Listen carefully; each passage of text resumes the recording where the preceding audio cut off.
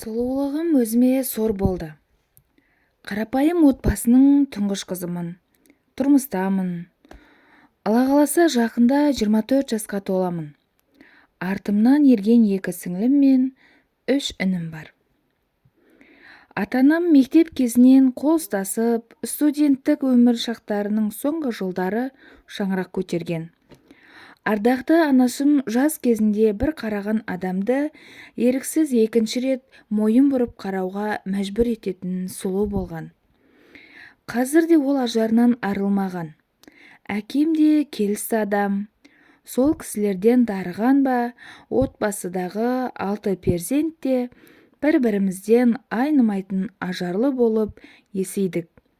Сол сұлулық өзіме сор болып жабысатын біліппін бе.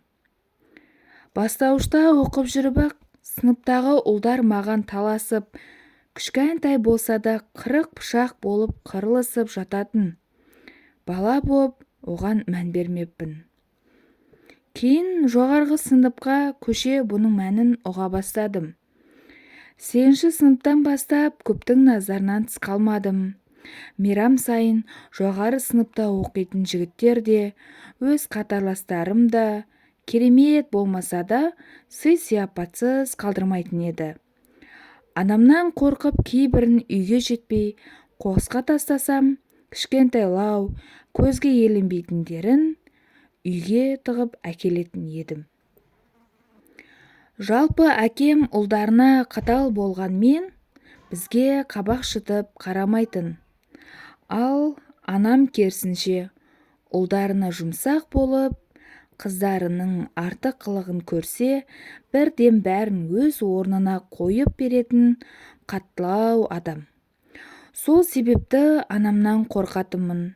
Анам қатал болса да, бізден ештеңе аямайтын. Қалағанымызды киіп, соңғы үлгідегі телефондар да бізден табылатын. Оқу үлгерімім өзгелерден көш ілгері болғасын, масаттандым ба, тәкаппар қыз болып бой жеттім. Көп жігітті көзге ілмей өзімше болатынмын. Сөйтіп жүргенде мен тұратын қаладан 20 минуттық жердегі ауылдың бұзақысы соңыма түсті. Менен 8 жас үлкендігі бар. Мектепті де жарытып оқымаған, достарымен көше кезіп, ішіп жегеніне мәз болып жүрген нағыз жатып шердің өзі еді. Ол кезде 10-шы сынып оқимын. Жасым 16-да. Ол 24-тегі еңгезердей жігіт еді.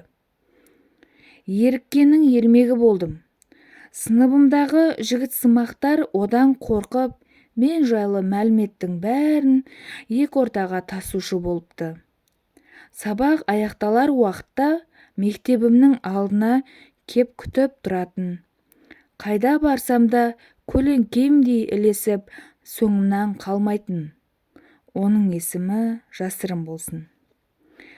Ол кезде агентке кіретін. Сол агентте маған жазып, одан қала берсе, күн-түн демей қоңырау шалып, үйімнің алдында мені күзетіп отыратынды шығарды. Басында оған мән бермейтінмін. Бірнеше рет сөз айтқанда да бетін қайтарып тастағанмын. Бір күні тағы мектептің қасында тұр екен. Не керек саған? Мені жайыма қалдыр, дегеніне көнбей, ернімнен сүйіп алуға ниеттенгенде бетінен шапалақпен салып жібердім. Ол болса, бұл ісіңе өкінесің әлі, деп тістеніп кетіп қалды. Содан кейін жоқ болып кеткен. Мен оны өзімше жақсыға жорып, құтылдым деп ерте қуаныппын. Оның маған көрсететін тосын сыйы әлі алда екен. Сол уақытта анам кенже інімді босанып, ауруханада жатқан. Мен анам ауруханадан шыққанша керек жарағын түгендеп, қояйын деп дүкен аралауға шығып, қайтар жолда заттарым ауыр болған соң таксиге отыруға бекінгем. Жолай тоқтаған таксимен бағасын келісіп отырып алдым. Ойымда ештеңе жоқ. Өзімше бірер күннен кейін анамның ауруханадан шығатынын ойлап керемет көңіл күйде отырғанмын. Бағыттың басқа жаққа бара жатқанын кейін аңғардым. Қайда барамыз деп сұрағанымда, жанармайының таусылғанын алға тартып, жанармай бекетіне бара жатқанын айтты.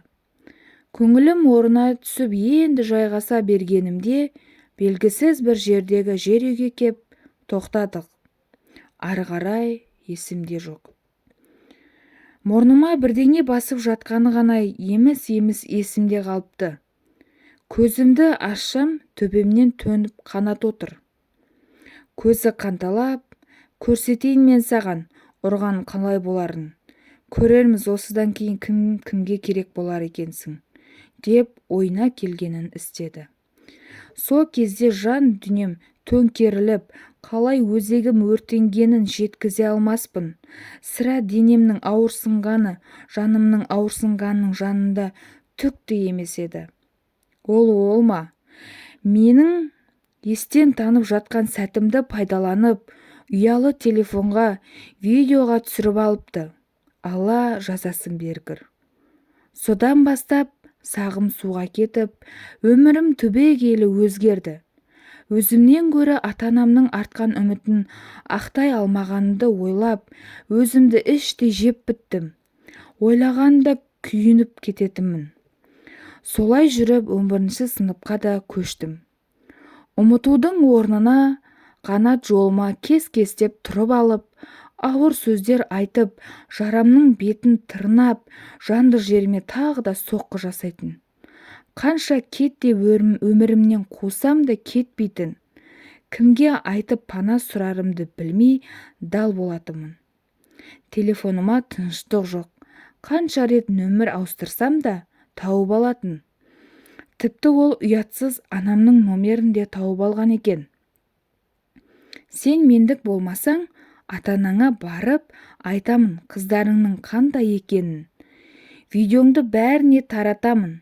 Сенің қандай екеніңді бәрі білсін, деп одан әрі қинайтын.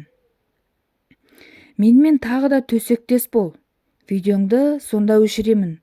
Менің әйелім болмасаң, көрсетем саған, деп қоқан-лоққы көрсететін. Ата-анама айтуға қауқарсызбын. Біреудің менің қарабет екенімді білгенінше өле салғаным артық деп ойлаушы едім. Бір жағынан сабағым бар, қалайда өз күшіммен оқуға түсуім керек болды. Сол жылы психологиялық тұрғыдан қатты шаршадым. Бір күні наурыз айында бір тойға бардым. Тойда бір жігітпен таныстым. Құдаларымның құдасы болып шықты. Кейін агентте бір-екі рет сөйлесіп, мен оған ұбт-ға дайындалуым керектігін айтып, уақытша байланысымды үзген болатынмын. Жанымдағы құрбым деп жүрген сатқынның өзі болып шықты. Ол туралы бәрін қанатқа жайып салыпты. Жалпы ол емес, мен жайында бәрін хабардар етіп отыратын источнигі мен жан құрбыма балап жүрген сыныптасым екенінде кейіннен білдім. Не керек, қанат деген істеді. Ол жігітке мен жайлы тіпті қосып неше түрлі әңгіме айтқан. Мен 2 қабат болып, баласын алдырып тастаған деп видеоны көрсетіп, жігіт деп жүрген құда балам сол қанішердің сөзіне еріп кетті. Екеуіне де кімнің кім екенін уақыт көрсетер деп тістеніп кеттім. Қолдан келер қайран жоқ. Өміріме өкпелеп ұбт-ға кірдім. Егер ойымдағы балымды алып, алтын белгімді қорғай алмасам, мені тек бір ғана жол күтіп тұр. Ол өлім. Асылып өлемін деп шештім. Бірақ ойымдағы балымды алдым, қорғадым. Сөйтіп Алматыға өз арманымдағы университеттің студенті атандым. Журналист болғым келетін еді. Сол оқуға да түстім. Сыныптастарымнан да, ескі таныстарымнан да, бұрынғы достарымнан да қол үзіп хабарсыз кеттім. Алматыда жүргенімде екеуі де жайыма қалдырмады. әлеуметтік желілерден тауып алып, қайта-қайта мазалаумен келді. Жігіт атаулыдан қатты көңілім қалған мен Алматыда біраз жігіттің көз жасына қалдым. Өзімнің атанам мен артымнан ерген бауырларымнан басқасын бәріне тым қатыгез, тасжүрек болып кеттім. Бір жыл өтіп өз қалама барғанымда әлгі құда баламды көрдім. Тізерлеп кешірім сұрап, онымен бірге болуымды, тұрмысқа шығуымды өтінді. Көзіме ілместен бір жыл бұрынғы өзімнің сөзімді қайта есіне салып, теріс айналып кеттім. Мен өткен өмірімдегі жайттар одан әрі қамшылай түсті. Ішімнен кім екенімді көрсетемін бәріңе, деп өзіме қайрай түстім. Мен биік белестерді бағындыра отырып, биікке шыға отырып, бәріне өзімді дәлелдегім келді. Кек қайтарудың осы жолын таңдадым. Бала кезімнен актерлік шеберлікке, биге жақын болып өскем. Бекер жүрмей биге де қатысып, әйтеуір босқа жүрмей актерлік шеберлігімді шыңдау үшін курстарға жазылып, театр сахналарына да орындап шыға бастадым. Екінші курсымда бір спектакльде ойнап жүріп, қазіргі жолдасымен таныстым. Ол да өнерге жақын жан болып шықты. Басында көнбегенімен бара-бара қалай ғашық болғанымды түсінбей қалдым. Сол уақыт аралығында Қанат оны әлеуметтік желіден тауып, мазасын алып үлгерген еді. Мен оған бұрында болған жайтты баяндап, енді онымен сөйлеспеуін өтіндім. Бірақ ең өкініштісі, өзегімді өртеп, жанымды жегідей жеген жүрегімнің түбіндегі жан түршігерлік оқиғамды айта алмадым. Қанша айтуға оқталғанмен, тырысқанмен, айтуға шамам жетпеді. Адалсың ба деген сұрағына «Я» деп жауап бердім. Болар іс болып, бояуы сіңгеннен кейін шындықты айтуға батылым жетпеді. Жігітім 3-ші курс бітірген соң 20 жасымда құда түсіп, ұзатып алып кетті. Барлық жөн жоралғысын жасап, тойымызды дүркіретіп өткізді. Алғашқы неке түнінде менен қан шықпады. Неге деп сұрап жанымды жаралаған жоқ. Ондай жағдай кейде болып тұрады. Медициналық тұрғыда дәлелденген деп маңдайымнан иіскеп, өзінің саусағын тіліп, ақ жаймаға менің пәк екенімді білдіретін белгі қойды. Қазір мен өте бақыттымын. Жан жолдасыма рахмет. Оқуымды аяқтатты, жақсы жұмысқа тұрғызды. Бәріне атам екеуі жүгіріп, қол ұшын созды. Жолдасым қатты қызығатын еді, бірақ ол үшін ешқашан ұрыс шығарған емес. Керісінше, әрдайым мені сабырға шақырып отыратын. Үйінің үлкені, 2 інісі бар. Ата-енем де мені тұңғыш қызым деп еркелетеді, сыйлайды. Күйеуім екеуміздің 2 жасар ұлымыз бар. Екіншіме аяғым ауыр. Декреттік демалыстамын. Үйде жалғыз отырып, ішім пысып, анда-санда осы топты оқып тұрамын. Менімен тағдырлас қыз-келіншектердің тағдырын оқып, оңашада жылап та аламын. Бұл оқиғаны жай шерімді тарқатайын деп те, өзгелерге сабақ болсын деп те жазып отырмын. Құрметті аналар, өз қыздарыңызбен сырлас құрбыдай болыңыздар. Еш нәрсе жасырмаңыздар. Бәлкім анам қаталдау болмағанда бәрі басқаша болар ма еді деп ойлап та қоямын. Бірақ не болса да түн артынан күн шығатынын естен шығармайық. Осы менің айтылған аудиомды, құрметті аналар, тыңдап отырған болсаңыздар, өз қыздарыңызбен сырласып, не болған, не жағдай болғанын сұрап отырыңыздар. Құрметті ата-аналар, менің осы аудиомды тыңдап, өздеріңізге ой түйген болсаңыздар, менің каналыма тіркеліп, лайктарыңызды басып, пікір қалдыруларыңызды сұранамын.